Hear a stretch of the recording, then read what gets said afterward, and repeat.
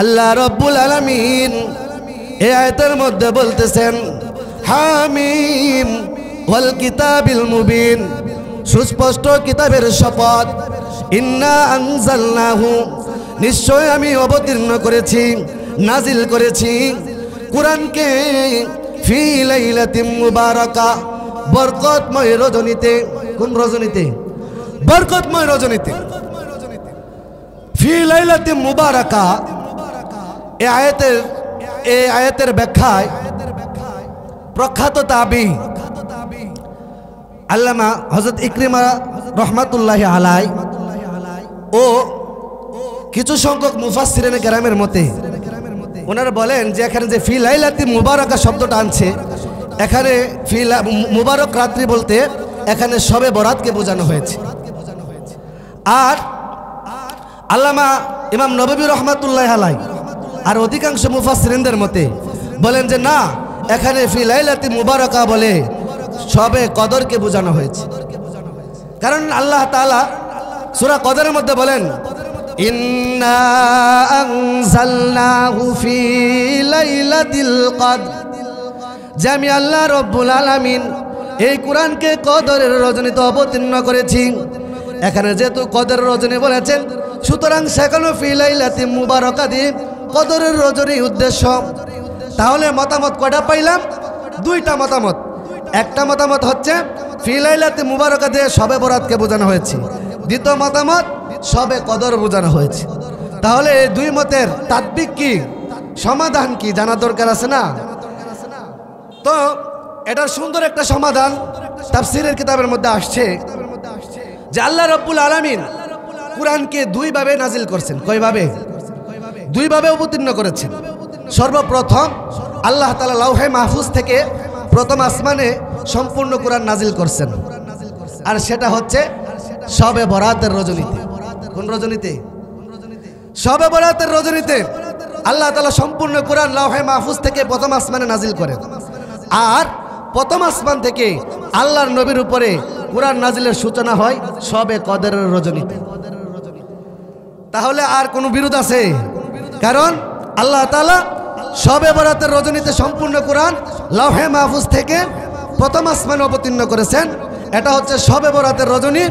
আর প্রথম আসমান থেকে আল্লাহর নবীর উপরে ধীরে ধীরে কুরআন নাজিলের সূচনা হয় শবে কদরের রজনীতে। সম্মানিত উপস্থিতি, বর্তমানে যে মাস চলতেছে সেটা হচ্ছে চন্দ্র মাস অনুযায়ী শাবান মাস। এই শাবান শব্দটি হচ্ছে আরবি শব্দ, তার অর্থ হচ্ছে বিস্তৃত হওয়া, ছড়িয়ে পড়া। তো এই মাসে আল্লাহ রব্বুল আলামিন পৃথিবীবাসীর উপরে তিনার রহমতকে ছড়িয়ে দেন। সুবহানাল্লাহ। আর এই শাবান মাস এর নামকরণ এই জন্যই করা হয়েছে যে এই মাসে মানুষ বেশি বেশি করে ইবাদত বন্দেগী করে আল্লাহ তাআলার রহমত তাদের উপরে বর্ষিত হবে। সুবহানাল্লাহ। শেখ আব্দুল কাদের জিলানী রহমাতুল্লাহি আলাইহি উনি এই শাবান শব্দটার সুন্দর একটা ব্যাখ্যা করছেন। উনি বলেন এই শাবান শব্দটার মধ্যে 5টি শব্দ রয়েছে, 5টি অক্ষর রয়েছে। একটা হচ্ছে শিন, 2 নাম্বার আইন, 3 নাম্বার বা, 4 নাম্বার আলিফ, 5 নাম্বার নুন। তো উনি বলেন এই 5টা অক্ষর 5টা জিনিসের দিকে ইঙ্গিত করেছে। 1 নাম্বার হচ্ছে শাবানুন শব্দের মধ্যে প্রথম হরফ হচ্ছে শিন। এই শিন দিয়ে ইঙ্গিত করা হয়েছে শিনতে শারফুন অর্থাৎ সম্মান। 2 নম্বরে হচ্ছে আইন, আইন দিয়ে হচ্ছে উলুন অর্থাৎ সমৃদ্ধি। 3 নাম্বার হচ্ছে বা অর্থাৎ বিররুন, বিররুন অর্থ নেকি।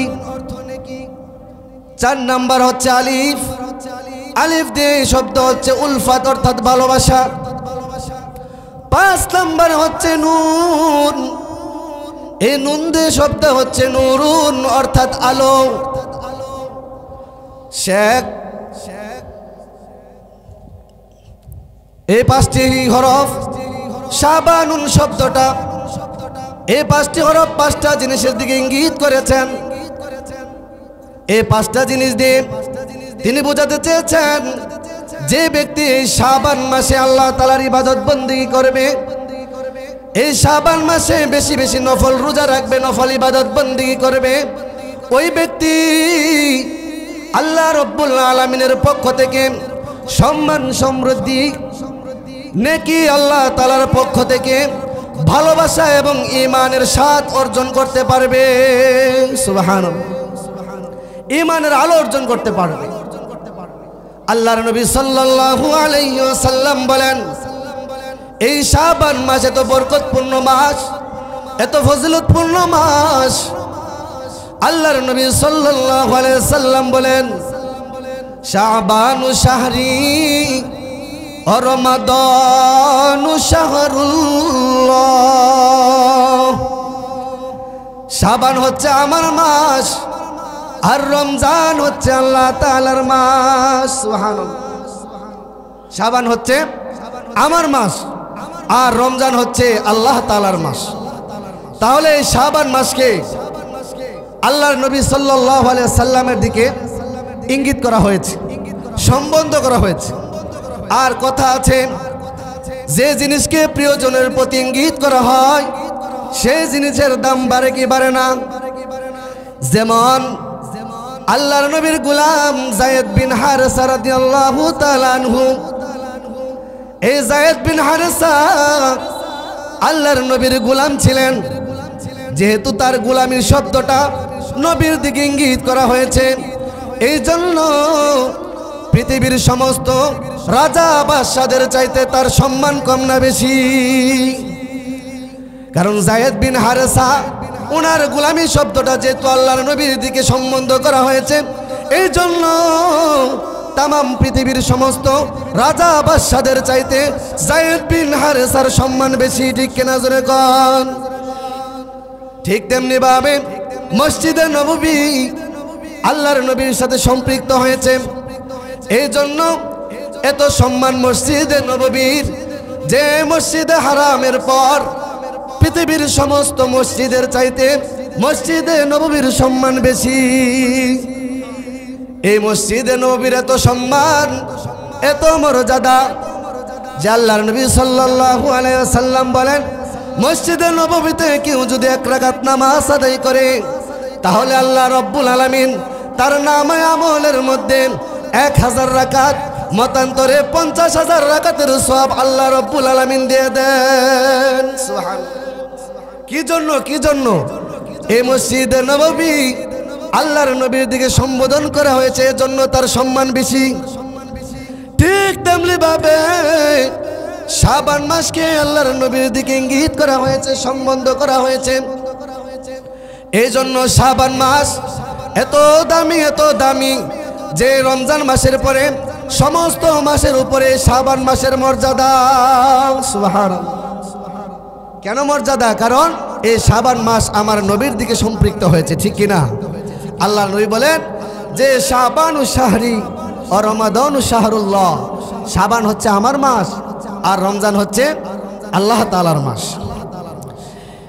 এই শাবান মাসের এত ফজিলত, এত মর্যাদা, এই শাবান মাসে আল্লাহ নবী সাল্লাল্লাহু আলাইহি ওয়াসাল্লাম কি আমল করতেন জানার দরকার আছে না ভাই? এই ফজিলতপূর্ণ মাসে আল্লাহ নবীর আমল কি ছিল? এই শাবান মাসের ফজিলতের কারণে, বরকতের কারণে আল্লাহর নবী সাল্লাল্লাহু আলাইহি ওয়াসাল্লাম অন্যান্য মাসে যেরকম ইবাদত বন্দেগী করতেন তার চাইতে বেশি বেশি আল্লাহর নবী সাল্লাল্লাহু আলাইহি ওয়াসাল্লাম এই শাবান মাসে বেশি বেশি নফল রোজা রাখতেন। আম্মা জান আয়েশা সিদ্দিকা রাদিয়াল্লাহু তাআলা আনহা জিজ্ঞাসা করলেন, ইয়া রাসূলুল্লাহ, ওগো নবীজি, আমি দেখি শাবান মাস আসলে আপনি বেশি বেশি রোজা রাখেন, বেশি বেশি ইবাদত বন্দেগী করেন, কারণ কি? আল্লাহর নবী সাল্লাল্লাহু আলাইহি ওয়াসাল্লাম বলেন, আয়েশা রে, কেন জানো নি আমি এই মাসে কেন বেশি বেশি রোজা রাখি? কারণ এই শাবান মাসে আল্লাহ রাব্বুল আলামিন ওই সমস্ত লোকের আমল নামা মৃত্যুর পরোয়ানা মালাকুল মউতের হাতে দেওয়া হয়। যে সমস্ত লোকগুলা এই বছরে মৃত্যুবরণ করবে, আমি আল্লাহর নবী চাই আমার মৃত্যুর পরোয়ানাটা যেন এমত অবস্থায় লেখা হয় যে অবস্থায় আমি নবী রোজাদার। সুবহানাল্লাহ। আল্লাহ নবী সাল্লাল্লাহু আলাইহি সাল্লাম বললেন, আয়েশা আমি এই জন্য রোজা রাখি যেন আমার মৃত্যুর পরোয়ানাটা এমত অবস্থায় লেখা হয় যে অবস্থায় আমি নবী রোজাদার। সুবহানাল্লাহি ওয়া বিহামদিহি। অন্য হাদিসের মধ্যে আসছে আল্লাহ নবী সাল্লাল্লাহু আলাইহি সাল্লাম বলেন, কামা তাঈশুনা তামুতুন ও কামা তামুতুনা তুবআসুন ও কামা তুবআসুনা তুহশারুন। আল্লাহর নবী সাল্লাল্লাহু আলাইহি সাল্লাম বলেন, কামা তাঈশুনা তামুতুন, তোমরা যেভাবে জীবন যাপন করবা তোমাদের মৃত্যুটাও ঠিক তেমনই ভাবে হবে। তোমরা যেভাবে জীবন যাপন করবে এমনই ভাবে তোমাদের মৃত্যুটা হবে। কামা তাঈশুনা তামুতুন। এই জন্য হাদিসটা একটু নিজেদের সাথে একটু চিন্তা করে দেখেন যে আল্লাহ নবী বলছেন যে তোমরা যেভাবে জীবন যাপন করবে ঠিক তেমনি ভাবে তোমরা মৃত্যুবরণ করবে।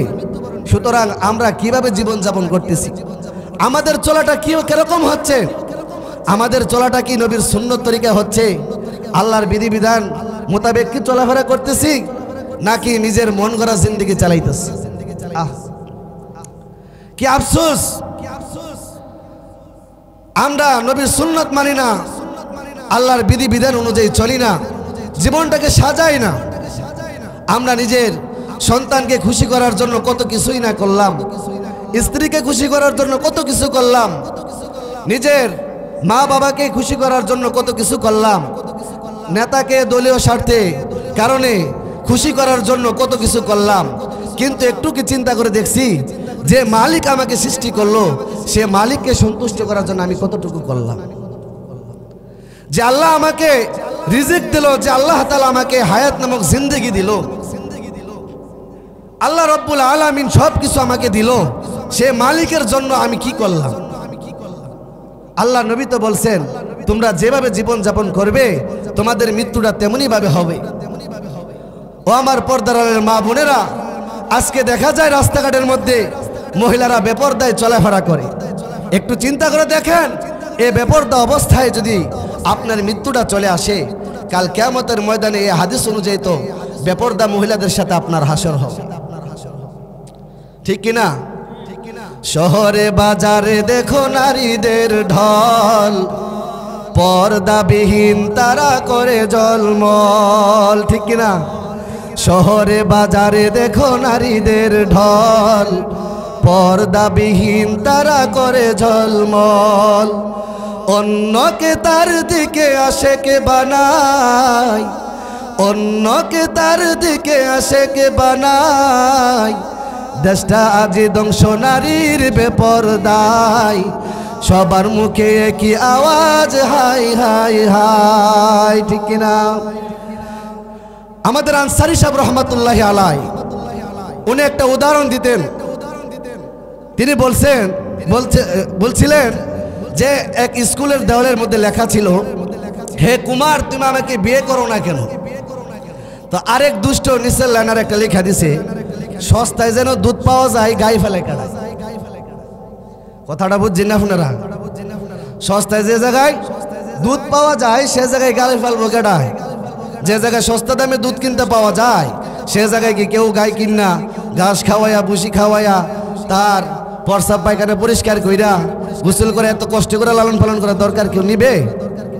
ঠিক তেমনি ভাবে যে সমাজের মধ্যে নারীরা অবাধে চলাফেরা করে, বেপরদায় চলাফেরা করে, ইচ্ছা করলেই মেয়েদের হাত ধরে রেস্টুরেন্টে ঘোরা যায়, পার্কের মধ্যে ঘোরা যায়, ইচ্ছা করলেই যেখানে মধ্যে সেখানে যাওয়া যায়, ইচ্ছা করলে জিনা ব্যভিচারের মধ্যে লিপ্ত হওয়া যায়, সেই সমাজে কি কেউ বিবাহ করে নারীর ভরণ পোষণের দায়িত্ব গ্রহণ করবে? করবে না। কারণ অবাধে চলাফেরা হচ্ছে, তখন তার বিয়ে থাকবে না। থাকবে বা কিভাবে? দেখেন না, কিছুদিন আগে আপনারা শুনছেন না একটা ঘটনা, 11 বছরের মেয়ে, যুবতী মেয়ে, তার বয়ফ্রেন্ডের হাত ধইরা পালাই গেছে। নাউজুবিল্লাহি মিন যালিক। এটাই তো হওয়া উচিত। কারণ যে সমাজের মধ্যে 18 বছরের নিচে মেয়েদেরকে বিবাহ দিলে বাল্য বিবাহ বলে আখ্যায়িত করা হয়, সেই সমাজের মধ্যে এর থেকে ভালো আর কি আশা করা যায়? এই জন্য আল্লাহর নবী সাল্লাল্লাহু আলাইহি সাল্লাম বলেন, কামা তাঈশুনা তামুতুন, তোমরা যেভাবে জীবন যাপন করবে সেভাবে তোমাদের মৃত্যুটা হবে। আজকে যদি তুমি বেপরদায় জীবন যাপন করো, এমত অবস্থায় যদি মৃত্যু চলে আসে, কামা তাঈশুনা তামুতুন ওয়া কামা তামুতুনা তুবাসুন, যেভাবে মৃত্যুবরণ করবা সেইভাবে তোমাকে উঠানো হবে। ওয়া কামা তুবাসুনা তুহশারুন, আর যেভাবে তোমাদেরকে উঠানো হবে ঠিক তেমনি ভাবে তোমাদেরকে হাসরের ময়দানে উঠানো হবে। এই জন্য আমরা নবীর সুন্নত তরিকায় জীবনটাকে সাজানোর চেষ্টা করেন। আমার নবী কি আমল করছেন? এই শাবান মাসে রোজা রাখছেন, নফল রোজা রাখছেন, যাতে করে আমার মৃত্যুর বর্ণনাটা এমতো অবস্থায় লেখা হয় যে অবস্থায় আমি নবী রোজাদার। আল্লাহ নবী সাল্লাল্লাহু আলাইহি সাল্লাম আমাদেরকে এই শিক্ষাই তো দিয়ে গেছেন। আর এই শাবান মাস অত্যন্ত ফজিলতপূর্ণ মাস, অনেক মর্যাদাপূর্ণ মাস। এই মাসকে গুরুত্ব দিতে হবে, কারণ সামনে আসতেছে রমজান। এই রমজানের প্রস্তুতি গ্রহণ করতে হবে না? এই মাসেই তো ইবাদত বন্দি করে রমজানের প্রস্তুতি গ্রহণ করতে হবে, ঠিক না? নিজের কৃতকর্মগুলো, নিজের পাপগুলো মোচন করতে হবে, আল্লাহর থেকে ক্ষমা চাই আনতে হবে, নিজের গুনাহগুলোকে মাফ করাই নিতে হবে। কারণ আর সুযোগ নেই। আমরা রমজান পাবো কি পাবো না এটার কেউ শিওর দিতে পারবে? সময় তো 3টা, ঠিক না? অতীতকাল, বর্তমানকাল, ভবিষ্যৎকাল। অতীত যেটা চলে গেছে সেটা চলে গেছে, আর ভবিষ্যতে যেটা আসতেছে রমজান মাস, ওইটা পাবো কি পাবো না এরকম কেউ গ্যারান্টি দিতে পারবে না। এই জন্য এই শাবান মাস অনেক অতি ফজিলতপূর্ণ মাস। এই মাসে বেশি বেশি নফল রোজা রেখে, নফল ইবাদত বন্দি করে আল্লাহ তাআলার সন্তুষ্টি অর্জন করতে হবে। কারণ এই মাসটাকে গনিমত মনে করতে হবে। আল্লাহ নবী সাল্লাল্লাহু আলাইহি সাল্লাম বলেন,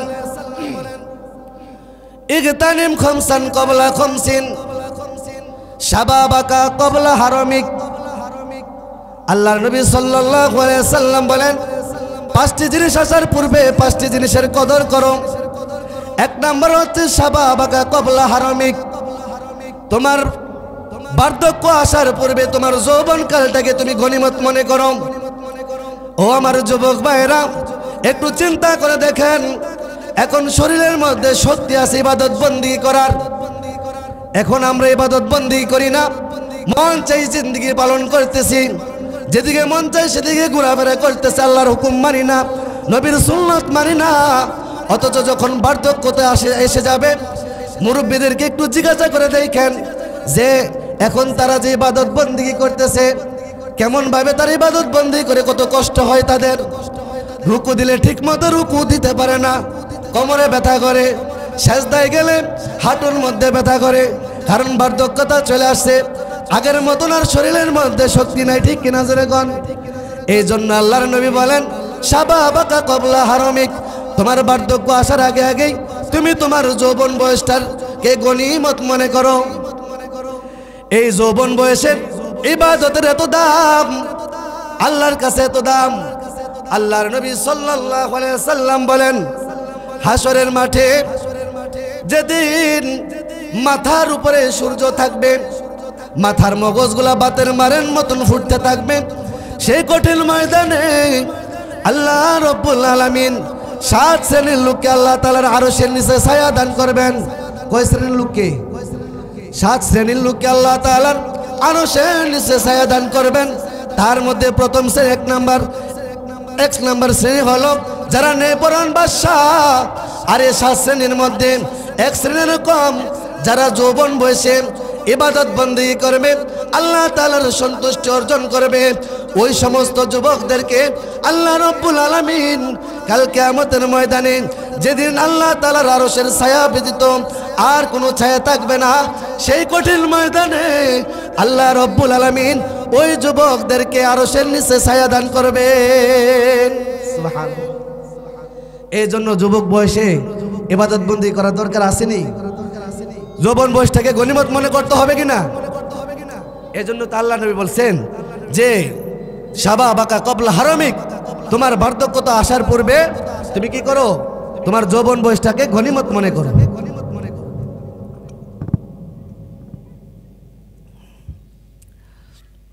2 নম্বর আল্লাহ নবী সাল্লাল্লাহু আলাইহি সাল্লাম বলেন ওসিহাতাকা ক্বাবলা সুকামিক, যে তোমার অসুস্থতা আসার পূর্বে তোমার সুস্থতার জিন্দিটাকে কদর করো, গনিমত মনে করো।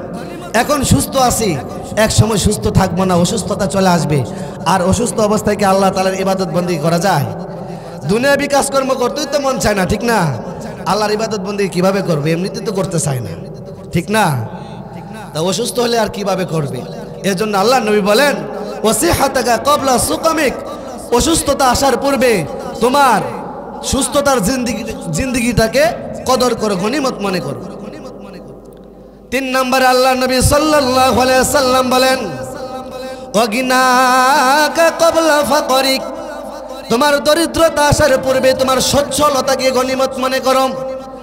এখন তোমার ধন সম্পদ আছে, এখন ইচ্ছা করলে তুমি নেকের কাজ করতে পারবা, আল্লাহর রাস্তায় দান খয়রাত করতে পারবা, জনকল্যাণমূলক কাজের মধ্যে ব্যয় করতে পারবা। যখন তোমার দরিদ্রতা এসে যাবে তখন কিন্তু তোমার দ্বারা এই সমস্ত কাজ করা সম্ভব হবে না। এই জন্য আল্লাহর নবী বলেন দরিদ্রতা আসার আগে আগে তুমি তোমার সচ্ছলতাকে গনিমত মনে করো। 4 নম্বর আল্লাহর নবী বলেন ওয়াফারাকা ক্বাবলা শুগুলিক, তোমার অবসর সময়টাকে কাজে লাগাও, গনিমত মনে করো। ব্যস্ততা আসার আগে আগে, ব্যস্ততা আসার আগে আগে তোমার যে অবসরতা, এই অবসর সময়টাকে কাজে লাগাও। কারণ যখন ব্যস্ততা এসে যাবে তখন তুমি সুযোগ পাইবা না আল্লাহর ইবাদত বন্দী করতে। এই জন্য এখন অবসর আছি, এখনই কি করতে হবে? আল্লাহ তাআলার ইবাদত বন্দী করতে হবে, আল্লাহ সন্তুষ্টি অর্জন করতে হবে। 5 নম্বর আল্লাহ নবী সাল্লাল্লাহু আলাইহি সাল্লাম বলেন ও হায়াতাকা ক্বাবলা মাউতিক, যে তোমার মৃত্যু আসার আগে আগে তুমি তোমার জীবনটার কদর করো, হায়াতকে গনিমত মনে করো। কারণ মৃত্যু যখন চলে আসবে তখন ইবাদত বন্দী করার আর কোনো সুযোগ নাই, আসেনি। এক কবরের মধ্যে শুইয়া এক লোক কোরআন খতম করতেছে, এক আল্লাহর ওলি কবরের পাশ দিয়ে হাইটা যাচ্ছে। এমন সময় কোরআন তেলাওয়াতের আওয়াজ শোনা যায়। ওই আল্লাহর ওলি সুবহানাল্লাহ বলে যখন ডাক মারছে, কবর থেকে আওয়াজ আসলো, হে পথিক, আমি এই কবরের মধ্যে শুইয়া 1 বার 2 বার নয় 5000 বার কোরআন খতম করেছি। তুমি আমার এই 5000 বার কোরআন খতম নিয়ে যাও, আর তোমার একবার সুবহানাল্লাহ আমারে দিয়া দাও। কারণ এই কবরের মধ্যে শুইয়া শুইয়া যদি আমি যতই জিকির আজকার করি না কেন, যতই ইবাদত বন্দি করি না কেন, যতই কোরআন তেলাওয়াত করি না কেন, 1 পয়সার কোনো লাভ হবে না, ঠিক কিনা জোরে কোন? এই জন্য আল্লাহর নবী বলেন ও হায়াতাকা ক্বাবলা মাউতিক, মৃত্যু আসার পূর্বেই তুমি তোমার হায়াত নামক জিন্দেগিটাকে কাজে লাগাও, গনিমত মনে করো।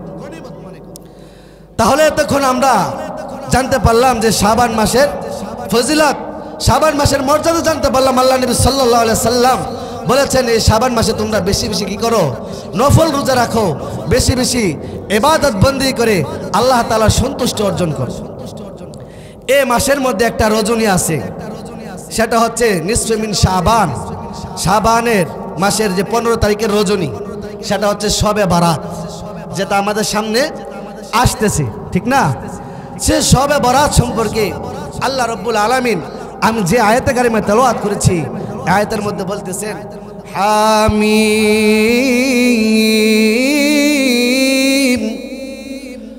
ওয়াল কিতাবিল মুবিন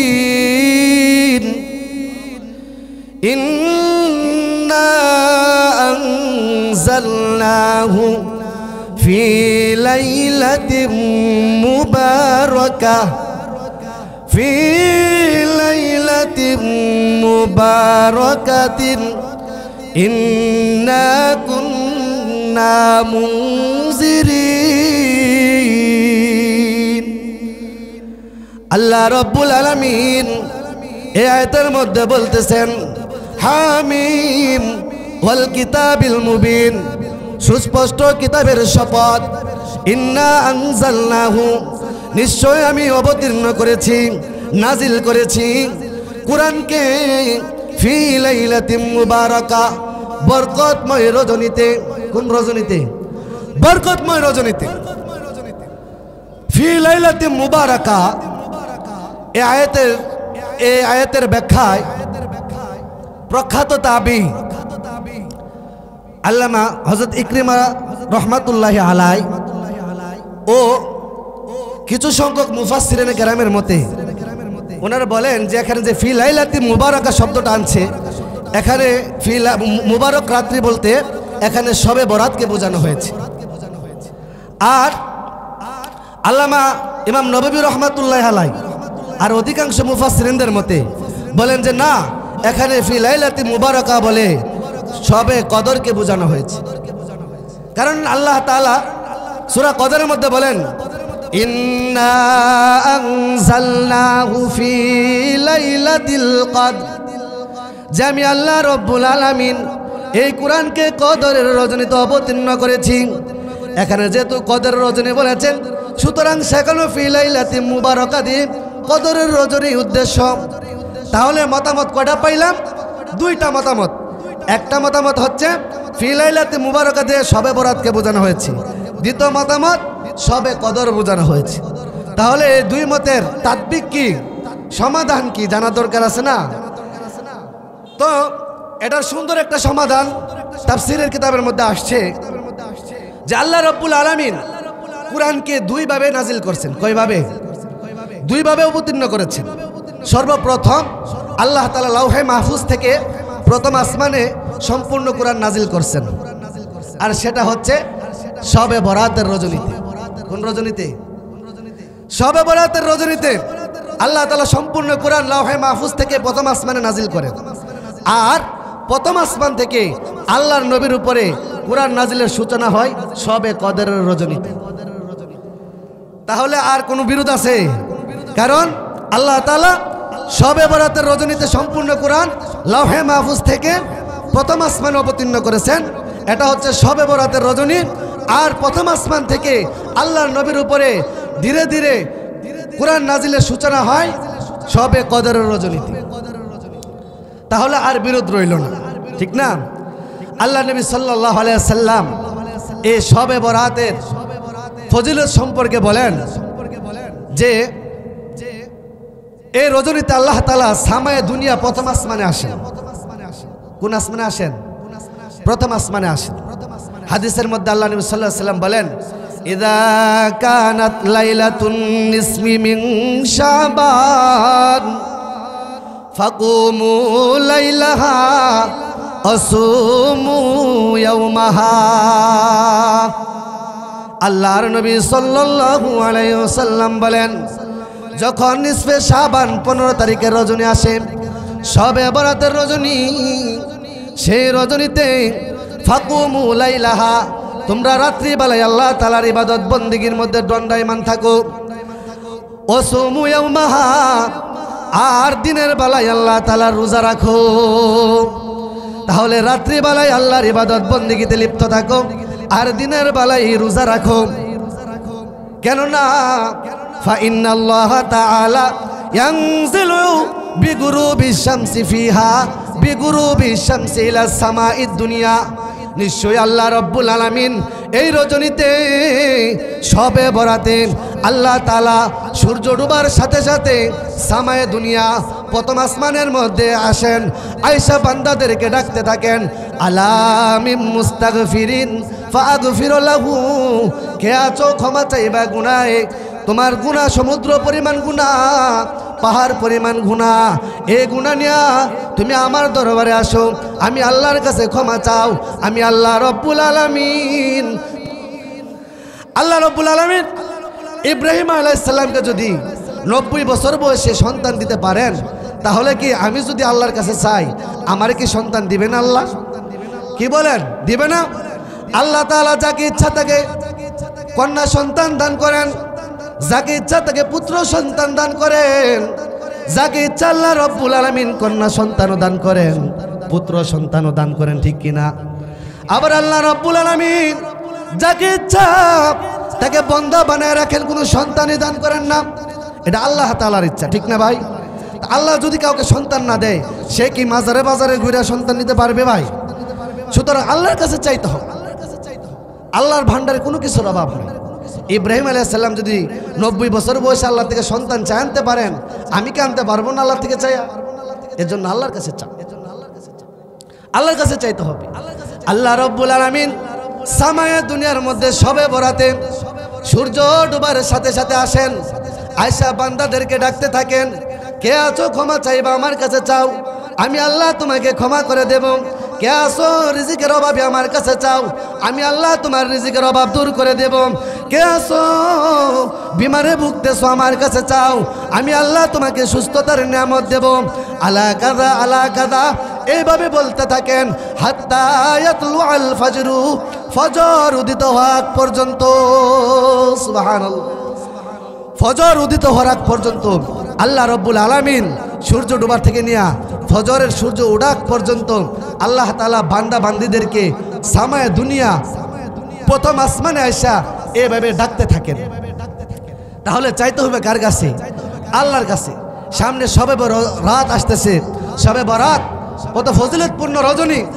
এই রজনীতে আল্লাহ রব্বুল আলামিন, আল্লাহ নবী সাল্লাল্লাহু আলাইহি সাল্লাম বলেন যে এই রজনীতে বনি কালব গোত্রের বকরির পশম সমপরিমাণ লোককে আল্লাহ তাআলা জাহান্নাম থেকে মুক্তি দান করেন। সুবহানাল্লাহ।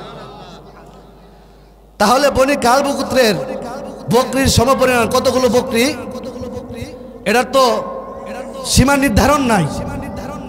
এমনকি একটা বকরির পশম কতগুলা থাকে এটারও কি কেউ সীমা নির্ধারণ করতে পারবে? গণতে পারবে? গণনা করে শেষ করতে পারবে?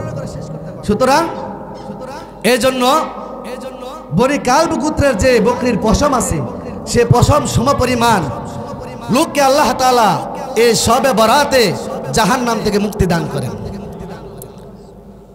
তা এই রজনীতে ইবাদত বন্দি করার দরকার আসেনি? আল্লাহ নবী সাল্লাল্লাহু আলাইহি ওয়াসাল্লাম এই শবে বরাতের রজনীতে আম্মা জান আয়েশা সিদ্দিকা রাদিয়াল্লাহু তাআলা আনহা করে গেলেন। ঘরে যাওয়ার পর উনি যখন কাপড় খুলতেছিলেন, এমন সময় আবার কাপড় পরিধান করেন ঘর থেকে বের হয়ে গেলেন। আম্মা জান আয়েশা সিদ্দিকা রাদিয়াল্লাহু তাআলা আনহা চিন্তায় পড়ে গেলেন, আজকে তো নবী আমার সাথে থাকবেন, তাহলে নবী যে ঘর থেকে বের হয়ে গেলেন কারণটা কি? উনি খোঁজ নেওয়ার জন্য ওনার সতীনদের ঘরে ঘরে গিয়ে খোঁজ নিতেছেন আল্লাহর নবী সাল্লাল্লাহু আলাইহি সাল্লাম আসছেন কিনা। আল্লাহ নবী সাল্লাল্লাহু আলাইহি সাল্লাম, আপনাদের কি ধারণা যেদিন আয়েশা রাদিয়াল্লাহু আনহার ঘরে উনি থাকবেন সেদিন কি অন্যান্য স্ত্রীর ঘরে যাবেন? আল্লাহ নবী তো এরকম বেয়ানসিবি করতে পারেন না, ঠিক না? আয়েশা সিদ্দিকা রাদিয়াল্লাহু আনহা গেলেন ঘরে ঘরে গিয়ে দেখলেন কোনো ঘরে আল্লাহ নবী নাই। তো একটু দূর যখন গেলেন, যাওয়ার পর দেখলেন আল্লাহ নবী সাল্লাল্লাহু আলাইহি সাল্লাম জান্নাতুল বাকিতে দাঁড়াইয়া মুনাজাত করতেছেন, কবর জিয়ারত করতেছেন, কবর জিয়ারত করতেছিলেন। তো আপনার জানা আয়েশা সিদ্দিকা রাদিয়াল্লাহু আনহা দেখা সাথে সাথে ঘরে চলে গেছেন, হাঁপাইতেছিলেন। আল্লাহ নবী সাল্লাল্লাহু আলাইহি সাল্লাম মুনাজাত শেষ কইরা যখন ঘরে গেলেন, যাওয়ার পর দেখে আয়েশা রাদিয়াল্লাহু আনহা হাঁপাইতেছেন। কি কারণ? তুমি হাঁপাইতেছো কেন? আয়েশা সিদ্দিকা রাদিয়াল্লাহু আনহা বলেন, ইয়া রাসূলুল্লাহ, আমি তো মনে করছিলাম আপনি বুঝি অন্যান্য স্ত্রীদের ঘরে গেছেন, কিন্তু দেখলাম না আপনি জান্নাতুল বাকিতে দাঁড়াইয়া মুনাজাত করতেছিলেন, দোয়া করতেছিলেন। তখন আল্লাহ নবী বলেন, হ্যাঁ আয়েশা, তোমার কি মনে হয় আমি আল্লাহর নবী তোমার প্রতি বেইনসাফি করব? কখনোই না। ইতিমধ্যে জিবরাইল আমিন আমার কাছে আসছে, আয়েশা সংবাদ দিয়ে গেছে, ইয়া রাসূলুল্লাহ, এই শবে বরাতের রজনীতে যারা ইবাদত বন্দি করবে, এই শবে বরাতের রজনীতে আল্লাহ তাআলা বনি কালব গোত্রের যে বকরি আছে, সে বকরির পশম সমপরিমাণ লোককে জাহান্নাম থেকে মুক্তি দান করেন। সুবহানাল্লাহ। আর 8 ধরনের লোককে আল্লাহ তাআলা এই রজনীতে ক্ষমা করেন না। সময় সংক্ষিপ্ততার কারণে বলতে পারলাম না। ইনশাল্লাহ আপনাদের মসজিদে তো সামনে জুমা আছে, হুজুর বলবে ইনশাল্লাহ এ ব্যাপারে আলোচনা করবে, আপনারা জেনে নেবেন। যতটুকু আলোচনা করলাম আল্লাহ তাআলা আমাদেরকে এই কথাগুলোর উপর আমল করার তৌফিক দান করুক এবং এই শাবান মাসটাকে গনিমত মনে করে যেন আমরা বেশি বেশি নফল রোজা এবং ইবাদত বন্দি করে আল্লাহ তাআলা সন্তুষ্টি অর্জন করে যেন রমজানে পদার্পণ করতে পারি। আল্লাহ তাআলা আমল করার তৌফিক দান করুক। ওয়া আখিরি দাওয়ানা আলহামদুলিল্লাহি রাব্বিল আলামিন। আসসালামু আলাইকুম।